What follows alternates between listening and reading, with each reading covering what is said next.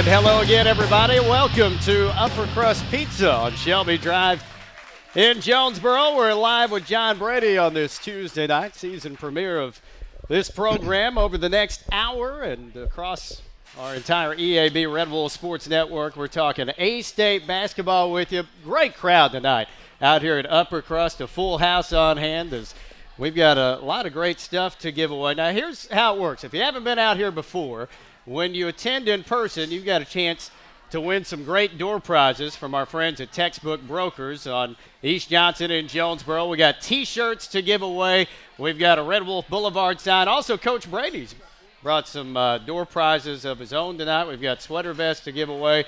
And all you got to do is fill out a question card with your name, your hometown, your question for Coach John Brady tonight. We will try to ask that in the first portion of the show over the last 30, 45 minutes of the program tonight. We've got a whole lot of guests we're going to be talking to. We've got a couple of the players. The Sun Belt leader in assists, P.J. Hardwick, is with us tonight. Also, Josh Pierre is here from Baton Rouge, Louisiana. Also, Baton Rouge, Louisiana. Coming up a little bit later on, a couple of the A-State assistant coaches. We've got Carlos Wilson and Mike Scutero in the house. We'll be visiting with them. And also Director of Basketball Operations Kyle Drake will be joining us a little bit later on as well. But first, we want to introduce the head coach of the Arkansas State Red Wolves, John Brady. Coach, good to see you. Good to see you. Glad to be here. Glad to be here. You know,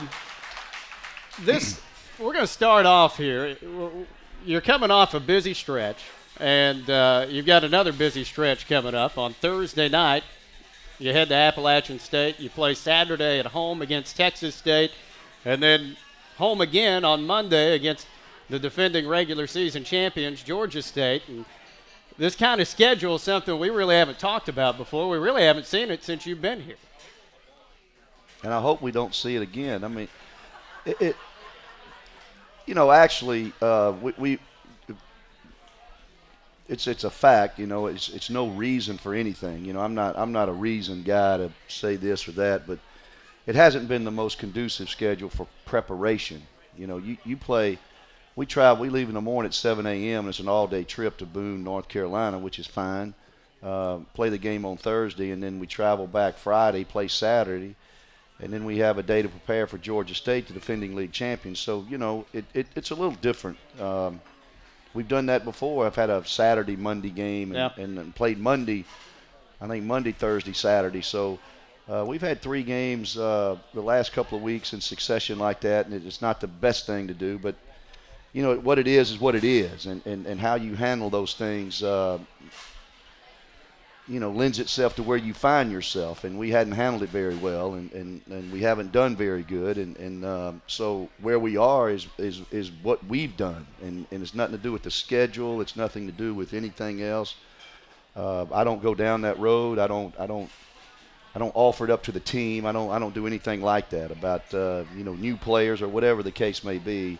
The bottom line is it's being productive, and I know I've done this long enough where you're going to lose some games, but we've had a couple of games where we didn't stand for what I want us to stand for. Losing is you're going to get beat, but the way you play it, the how you play it, the process you go through is as important as winning or losing the game. And there's been a couple of games I've been disappointed in how my team has played, and first time since I've been here that's happened, and and it doesn't sit well with me, and I don't really like it, and I've tried to look back on our practice schedules, and I've worked this team pretty hard. We've only had 2 days off one time, and that was Christmas break. We only took 2 days off for Christmas, and so we traveled back from UT Arlington Sunday, and then I gave them off Monday, and we came in and practiced today. So not that that's a lot of rest, because a travel day, that's a tiring deal too. So, but we'll see how we do. We had an hour and a half practice today. I wasn't going to be on the floor more than an hour and a half. I've called a couple of buddies of mine that coach for a living, and we kind of talked through where we are and what we need to do. And then it comes back to what kind of team we want to be by how we want to play and how we want to play with each other and how we want to get along and share the ball. And when our team has a commitment to the old saying is it's amazing what can be accomplished when no one cares who gets the credit. When we approach it in that way, we're a pretty good team. Yep. On the road at Mississippi State, we won 4 road games already. The school record is 7. We tied that last year. So, we got a chance to set a record for road wins if we do anything. So we just haven't played well the last 3 or 4 games together. It showed up in the score, and we're where we are based on what we haven't done. And it's nobody to blame but the coach and how we're playing. So it doesn't sit well with me. I don't like it, but and we're going to work our way out of it, and hopefully we'll do that sooner than later. Sean Brown is here from Jonesboro tonight, and Sean's question is, with the schedule so demanding, do you have to consider going deeper into the bench to keep your guys fresh? Obviously, you've got your rotation, but do you consider kind of going deeper into that? Yeah, we tried that last game a little bit, played some more people, and it's really a dilemma where I am a little bit with that. I'm counting on some guys playing as I know they can, but maybe it is too much, and so we're going to try to change a little of that as we go along. But Callie, who we call Callie Mack, he's got the flu. He won't make the trip.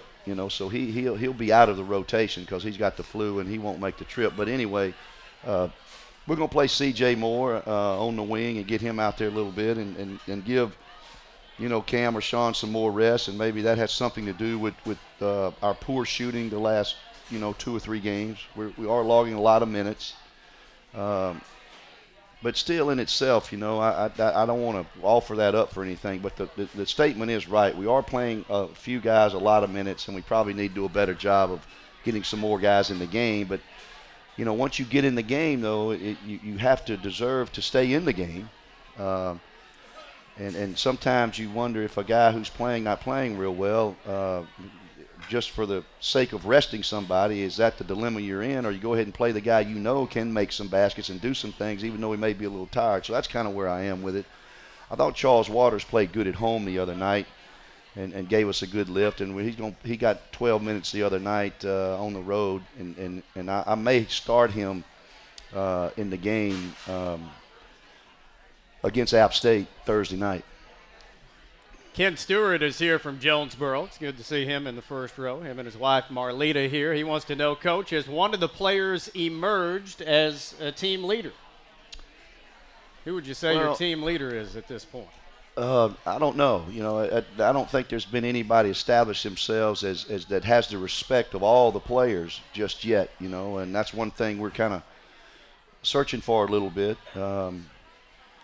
And leadership, I think, not from one guy in particular I'm looking for. It's just collectively as a team. We've got 3 or 4 guys that should take the responsibility for where the team is, what the team is doing and where it's going, and then sometimes overcompensate for somebody who's not doing what they should be doing in terms of execution and that sort of thing. So that really hasn't emerged in our team yet, and it should have by now, but it hasn't, and we'll see how that develops too. And it's something that I've talked to the team about, and we've talked about, and we've discussed, and we've talked about what kind of team we want to be and what do we stand for when we play. What are we trying to do? And so we were wrestling with all of that, but hopefully, we'll calm it down. I thought our practice was good today. I think at times we've competed better against one another in practice than we have against our opponent in the games, and that's been disappointing to me.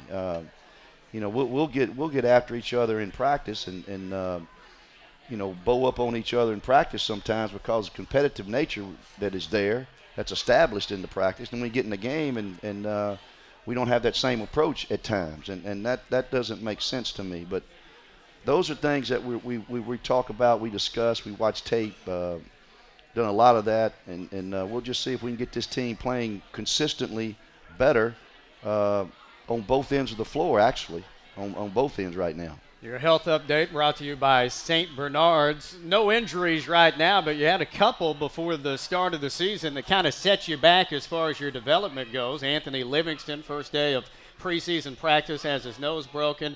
Also, we saw PJ miss the first couple of ball games with an ankle injury, and you kind of slowed up your development in preseason practice a little bit. Now, you do get a player eligible at the end of the week. Frederick Dure had to sit out the first 15 games. He would be eligible coming up on Saturday. Will he be ready to go?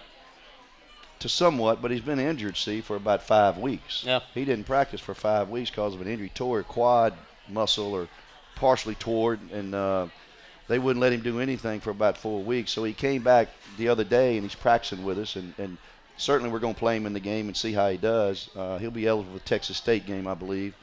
And that was a bizarre ruling on him. And and Anthony Livingston also, partially fractured his cheekbone too, so they had to go in there and put a plate in, and so there were some issues there, but right now that shouldn't have anything to do with where we are. I mean, that's all nice and on, and I think the first 2 games without PJ made a difference, but I think where we are right now, those PJ's injury and Anthony Livingston getting started late, that doesn't have anything to do with where we are right now. We should be playing better than we are. And our team understands that, and hopefully we'll do it starting Thursday. I want to get to another question or two before we get you out of here. Colby Wood is from Jonesboro. Colby wants to know, Coach, what potential do you see in Kelvin Downs the rest of this year and next year, and why? Well, that's kind of on Kelvin. That's not on me, the coach. I've provided a stage for him and an opportunity for him to show what he can do through hard work and some toughness. And there's one thing about him that it's mentally, his toughness mentally is probably the biggest issue. He's got talent. If you watched him go through a workout with one of the coaches in the afternoon, you'd think, wow. And he does have that athletic ability, but he hasn't been able to translate that into the game, and we've worked with him continuously on that. But I think it's just mentally and a little toughness with him that needs to get better. I don't know where that's going to take him. I don't know in terms of playing time and how much we can rely on him to be consistent. That remains to be seen, but he certainly has the talent to do it. Now, whether the other aspects of his personality can match the talent that he's been blessed with, we'll just have to see how that develops. Want to take a quick look ahead to these next few games. Obviously, you play at Appalachian State coming up on Thursday, and that was a team that you felt that you should have defeated 12 days ago. You go up 14 with 10 minutes to go. They come back to win that game by 1, and that's a bad taste that I know you'd like to get out of your mouth here in a couple of days. Well, not only me sitting at this table, but everybody sitting in this room, thinks the same way. Hell, we should have won the game. I mean, there's no question about it. It's a game we gave away, and that's maybe as disappointing a game as I've had. When you're getting your head crushed in, the game's over and you're beat. But that particular game right there, everybody sitting in the stands and everybody listening on the radio, and our players even probably thought it too much that we were going to win that game, and we didn't do what we needed to down the stretch to conserve it and win it. And that's a game that we never have really recovered from. We haven't really played up to who we are since that game, and I don't know what went through us in that particular game, but it certainly has mushroomed into something that we've got to get control of, and that was a disappointing loss. And we have had the best home record in the Sun Belt of any school the last 4 years. But certainly we're not going to do that this year unless we just don't lose another game at home. But, the 2 games early in the year that we lost at home were disappointing, and that particular game was disappointing. So that's 3 right there that we kind of let go. And it's too bad we can't get those back. But, our team knows where it is. I gave them a sheet the other day with all the teams' record and where they are and where we are in the league, how many games we have left. So they're aware of what we need to do and where we need to go with it. We'll see. We'll just see how we do. All right, Coach. We'll see how we do. Well, again, we got a great crowd out here tonight. If you're in the audience, fill out a question card. Your name, your hometown, your question for either P.J. Hardwick, Josh Pierre. We've got Mike Scutero, Kyle Drake, and Carlos Wilson, a full cast of characters coming up. Anything you want to say about any of those guys? Yeah, the new coaches, and I wanted them to just get their personality and answer a few questions tonight. And you know, Josh Pierre, and I coached Josh Pierre's father at Mississippi State. And I watched his dad play. I was a high school coach in Louisiana when his dad was playing high school basketball. And, you know, we got a special little relationship there. And you know, the players refer him to me as Uncle John. So, you know, who cares? That's just what it is. And then P.J. Hardwick, a sophomore with us, straight A student. You know, good point guard for us, tough young man, tremendous character, and I just want him to get his personality out there a little bit and let people see what he's about. All right, we'll talk with PJ and Josh when we come back here at Upper Crust Pizza in Jonesboro. Red Wolves basketball will continue in a moment.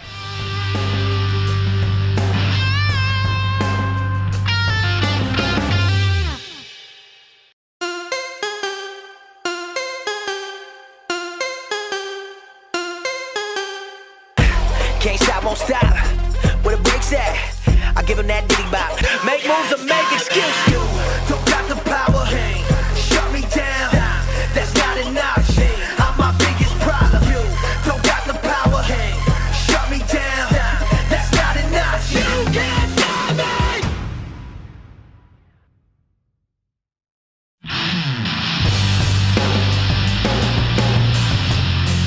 And we welcome you back to Upper Crust Pizza on Shelby Drive in Jonesboro. We're live with John Brady on this Tuesday night on our flagship station 107.9 KFIN across many of our affiliates on the EAB Red Wolf Sports Network as well. If you're in the audience, fill out a question card. You can win some great door prizes tonight from Textbook Brokers at 2106 East Johnson in Jonesboro. We've got great T-shirts to give away.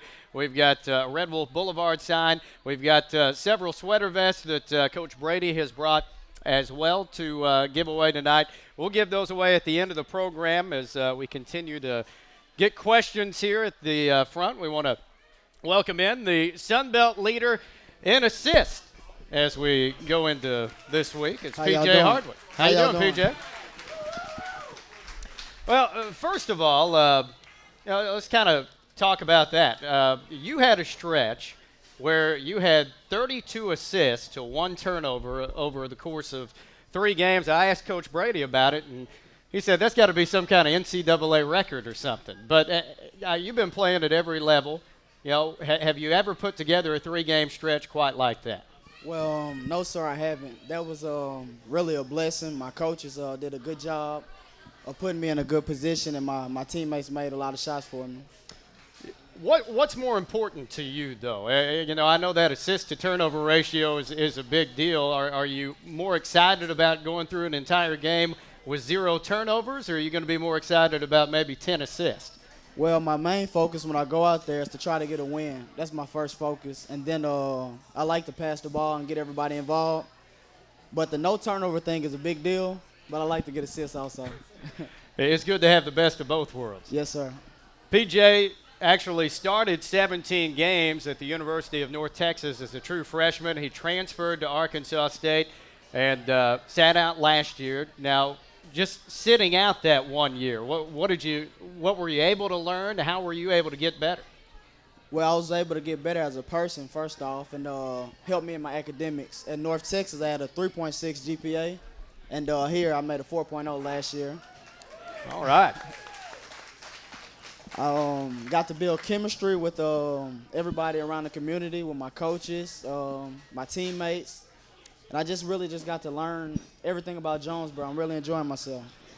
You know, you and I were having this conversation the other day, and I think that one thing you realize is that this is a really good situation here at Arkansas State. You've seen it at another Division I program, which is a perspective that nobody else on the team really knows. You saw how it was at North Texas. You saw this was a better situation here at Arkansas State with Coach Brady and this coaching staff. What was it that made you want to come here to Jonesboro? Well, first off, they did a good job of recruiting me. I had a prior high school coach here, and Coach Brady did a great job. He didn't promise me anything. He told me I had to come compete every day. And I actually played against them twice. And I like how they play with good intensity, and they were very well coached. We got a question here for you, PJ. This is from Bill West in Jonesboro. He says, PJ, what do you think the team needs to do to get back on track? Well, we just got to keep working hard and have good energy and effort. Right now, we're lacking toughness and heart, and that comes from within. But I think we have the talent, and I think we have good coaching. You know, Barbara Nelson is here, too. She just really has a comment. She says, PJ, love your hustle and talent. Thanks for bringing it to the court for the Red Wolves. And I think a lot of people feel that way. It's fun to watch you play. And, you know, one thing that's certainly been noticeable is your unselfishness out there on the court. Now, you've shown that you can hit shots, and especially from 15 feet and in. You know, is it hard sometimes to pass that up, or sometimes are you more proud to get that assist than you are that jump shot? Well, just growing up, I've always been an unselfish person, and it carries over to the court. I like to pass the ball, and it makes me feel better getting somebody else going. I feel like I can score at will if I wanted to, but that's just not my niche. So, but that's not my niche, so I try to get everybody going, and when the time arrives, I can score the ball. All right, Coach Brady's got a question for you here. He wants to know about defense. I can guard, too. I feel like if you put me on the best perimeter guy, I think I can stop him. With a good scheme and heart and toughness, I think I can make a good run for it. All right. Put your hands together here at Upper Crust Pizza for PJ Hardwick. Thank you all. Pass the microphone over to a guy who's been at Arkansas State for the last 3 seasons now, Josh Pierre. Josh, how you doing, bud? I'm doing well. Thank you. Thank you. You know, Coach Brady was talking about it just a minute ago, just how long you've known him. And, I know you kind of feel like he's part of your family. Of course, your dad was an assistant for him at LSU after Coach Brady coached your dad at Mississippi State. Do you remember the first time you met Coach Brady? Oh, absolutely. But before I say anything, if I told myself when I was a lot younger that if I ever got an opportunity to be in front of people and say what I'm all about, I try to glorify the Lord in everything I do, and I'm really thankful for the opportunity that Coach Brady has blessed me with to be here. But I was about 5 when I first met Coach Brady. First day at the office, we go up there, my dad.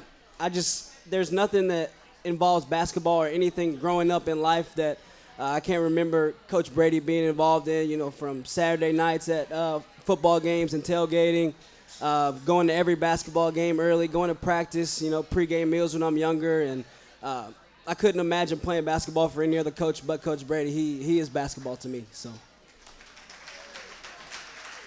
And when you came here, obviously you came to Arkansas State because of Coach Brady, and you wanted to walk on here at Arkansas State. What's it like? I know it's one thing to watch your dad be a part of his staff. What's it like to actually see the other side and be one of the players out there? Oh, it's a lot different. You see, whenever I was growing up, I would see Coach Brady. I wouldn't see the coaching aspect of him, really. I would kind of see the personal side. I grew up with his daughters, so I would hang out with them all the time, and we would always be together off the court. On the court so much, but I wasn't really involved in the coaching aspect. But now playing for him, you can just tell that he knows basketball inside and out. He's got everything he knows, everything he runs, it works, and he's very personable. He knows how to talk to the players and talk to his assistant coaches and administration, everything. And he's really built the program up to where, it's one of the best locker rooms, definitely one of the best gyms in the Sun Belt. So it's really exciting. A couple things that people may notice when they come out to the Convocation Center to watch Josh. You may see some things in particular that kind of stand out on Josh, one being his shoes, and then the other, I know you got a pair of pink socks that you like to wear too. I do. I like to write just Bible verses on the side of my shoes. I write 6 every year, to kind of theme the season for me. A lot of them talk about just showing my teammates unconditional love, being a great teammate, being very encouraging. Other things about what Jesus has done for me, just to kind of keep myself grounded all the time. and pink socks, I've had 3 of my best friends' moms growing up. One of them, actually, I met here in Jonesboro. 2 of them growing up that have had breast cancer and survived. So every month in October and towards the end of the season last year, every day in October and towards the end of the season last year, I started wearing breast socks, to kind of raise awareness for them and stuff like that. But the shoes and the Bible verses is something that I picked up on last year, and it's something that I hold deep inside my heart, and the Bible and the pink socks as well. So. All right, Josh. Thanks for sharing that with us. Thank you. That's P.J. Hardwick and Josh Pierre. When we come back here at Upper Crust, we're going to be joined by A-State assistant coach Mike Scutero. Stay tuned for that. This is Arkansas State basketball on the EAB Red Wolves Sports Network.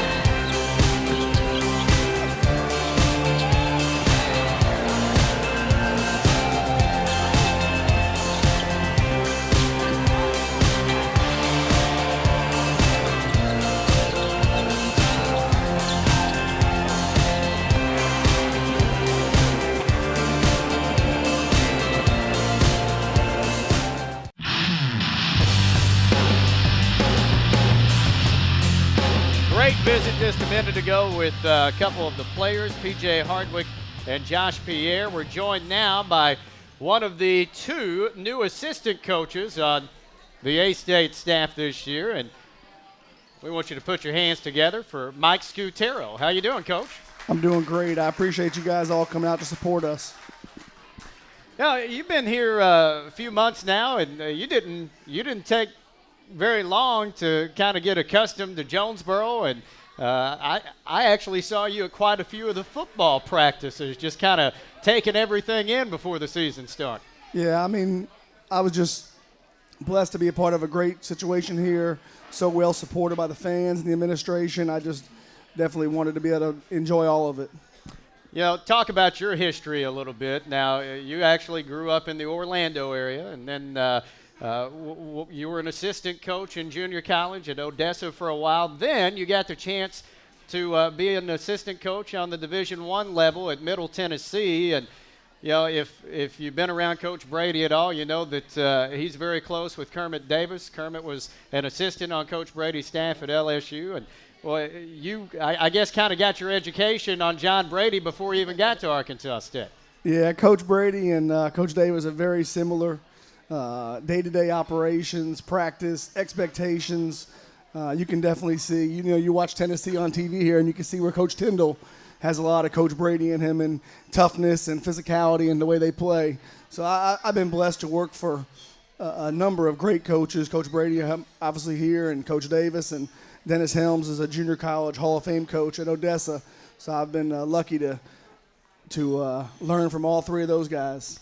You were part of those Middle Tennessee teams that had LaRon Dendy and Sean Jones and won the 55 games over a 2-year span. But it seemed like the toughest games that Middle Tennessee would have would be against Arkansas State. And you mentioned that to Coach Brady several times, that you guys didn't want to play Arkansas State because you knew that you were going to get all you could handle.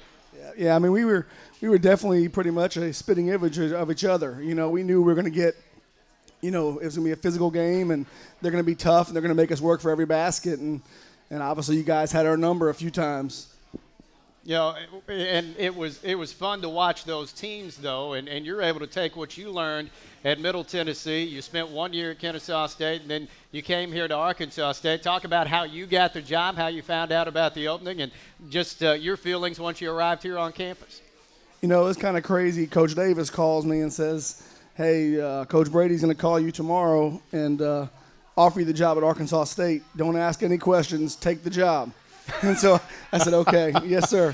And so Coach Brady called me bright and early. I think it was on maybe a Monday morning or Saturday morning. I forget what day it was exactly. And I just said yes. He said, I haven't talked to you yet. I said yes. So, no, but I'm just excited to be here. And I always respected the program from the distance. And it's a great situation. Like I said, it's so well supported. And the town and the community is all about the Red Wolves. And myself and my family are just happy to be here. Tell me who you got sitting next to you there.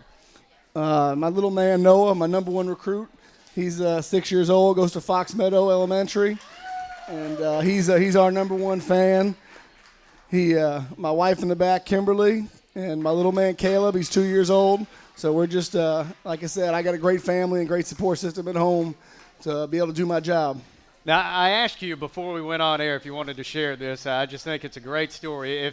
If you are at the Convocation Center this year and you look down and you see something shiny on the suit of Coach Scutero, it's a great reason, and it has to do with your dad. Yeah, my dad was a retired NYPD for 25 years, and I moved to Florida when I was 8 years old. And he was a big part of me getting where I'm at, paid a lot of bills for me when I was a young coach, working for free, doing a lot of things that to get where I'm at right now and to keep climbing the ladder.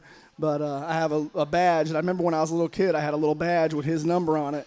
And so when he passed away 3 years ago, I kind of researched it and found how I can get one. So I wear it every game because he was, I guess, a big part of my life. And he'd be at every big game whenever we were at Middle and we were making some of those runs. He would just kind of show up at UCLA or show up at Tennessee and just kind of be there. So, just that's my kind of thank you to him. Thanks for sharing that with us. Obviously there's a long way to go. You still got half a season to go as far as the regular season. I know you feel that this team is talented enough to get things going back in the right direction.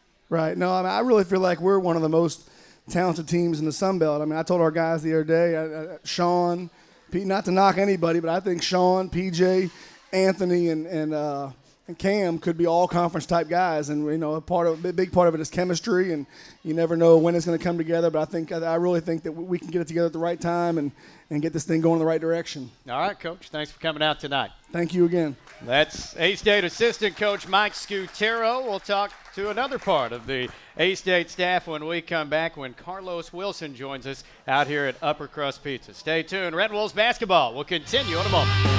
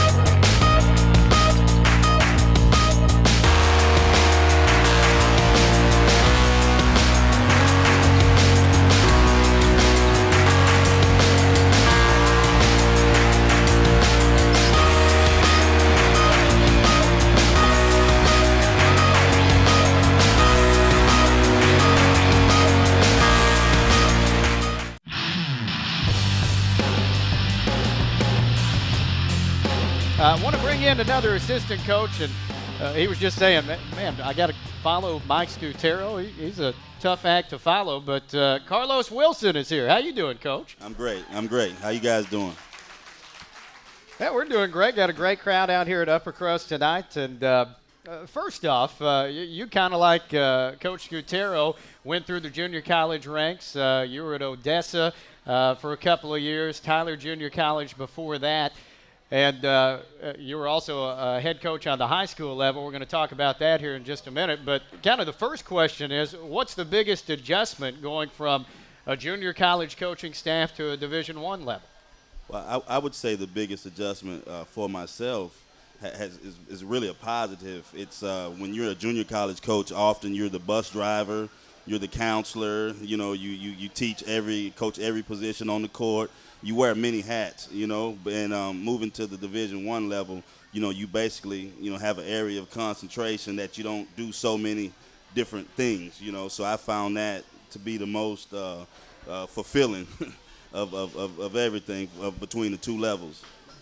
And you knew coming in you weren't going to have to drive any more buses when you came to Arkansas State, right? I was really excited about that. You know, driving from Odessa to New Mexico can be challenging, you know, like I did in junior college. Those West Texas highways. Yeah. Right. So I really enjoyed kicking back on the charter. A lot and of just, miles. You know, putting my music in and just riding, you know.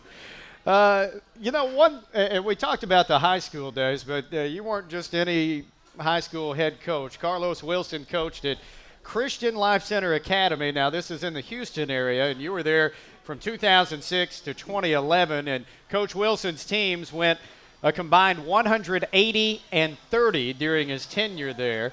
And during that stretch, 35 players signed Division I scholarships, and one of them is sitting to your right here. Yeah, exactly. You coached P.J. Hardwick in high school. Right, PJ.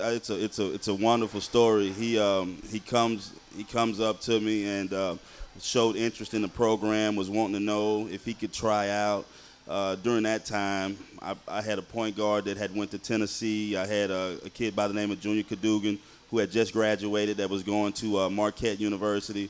And so that position was held with pretty high regard at that point. And I'm looking at PJ, and he's probably 5'5", tiptoeing at that time, probably weighing 130 pounds. And just when I was about to tell him, you know, not now, maybe try it another couple years, he said, you know, I just want a chance. I want an opportunity. And I promise I'll work hard every day, and I'll do everything you ask me if you just give me an opportunity. And that hit straight to the heart, because, I mean, what is that for me to give him an opportunity? That's nothing. So I gave him the opportunity, and he was our fifth point guard. And by the midpoint of the season, he was starting. P.J. Hardwick was your fifth point guard in high school? He was the fifth point guard, and I remember it like yesterday. We were in Rhode Island playing against Notre Dame Prep, one of the highly esteemed programs in prep basketball, and everything was going wrong. And so I was looking down the bench, and I said, hey, I might as well put him in, you know what I mean, and just kind of see, can't get any worse. And as soon as he came in the game, it was a steal, a layup, steal jump shot, and, you know, and 2 assists, and we're cutting into the lead. And, I mean, he was fearless, and from that point on, you know, I knew I had something. So what's it like to come to Arkansas State and see this guy sitting here? The guy that you coached in high school was your point guard. You get to coach again in college. You can't write it any better than that. He was one of my favorite guys I've coached in high school, and you know, he was always a hard worker and just was a model student. Was our valedictorian actually, and you know, it was just to me it was a wish come true, because when he left, you know, he took a part of my heart with him, you know what I mean? And just to be able to coach him again, you know, I think that's pretty special. And there were some other very recognizable names that you coached. I think everybody in this room remembers Augustine Rubit, the former player of the year at South Alabama. He was one of the guys you coached. Yes. Name a couple of other guys that we might be familiar with. Augustine Rubit, like you just named, DeAndre Jordan with the Los Angeles Clippers now. He was one of the guys. He was on the first team that I coached, and I really didn't know much about, you know, being a head coach and things of that nature, but I was smart enough to throw it to him every single time. you know, to the tune of like 26, 27 wins, you know. And it got me another contract where I could coach 4 more years there. So in addition to that, Junior Cadogan that went to University of Marquette, and Ben McLemore, a Kansas alum that went in the lottery pick to the Sacramento Kings a couple years ago. And, you know, list goes on and on and on. So we had some really good players there. Coach, real quick before we get you out of here, I know, like Coach Gutero, you brought a wife and kids with you. Tell us a little bit about your family. I've been married for 20 years to my college sweetheart, you know, and I saw it with the second day of school, and that was my first goal, to lock her up. That was my first recruit, is to get her signed. And you knew you could recruit. Yeah, I did that, and we have 3 kids. My oldest son is a freshman at A-State, and he's really enjoying himself, and, you know, he loves the city and loves the school, so I'm really proud of him. I have a middle son, Kobe, who attends MacArthur, and he made Jonesboro's varsity this year as a freshman and had an unfortunate ACL injury.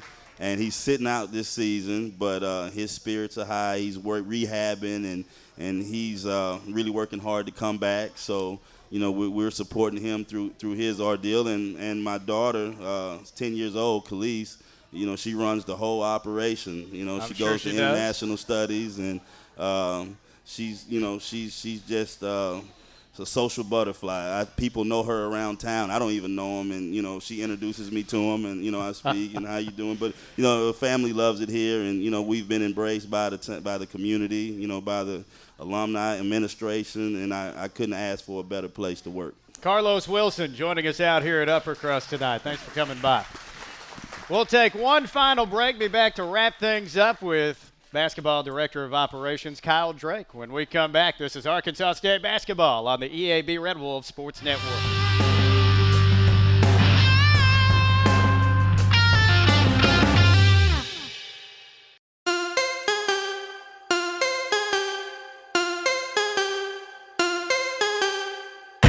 Can't stop, won't stop. Where the brakes at? I give him that diddy bop. Make moves or make excuses. Don't got the power. Shut me down. That's not enough. I'm my biggest problem. Don't got the power. Shut me down. That's not enough. You can't stop me.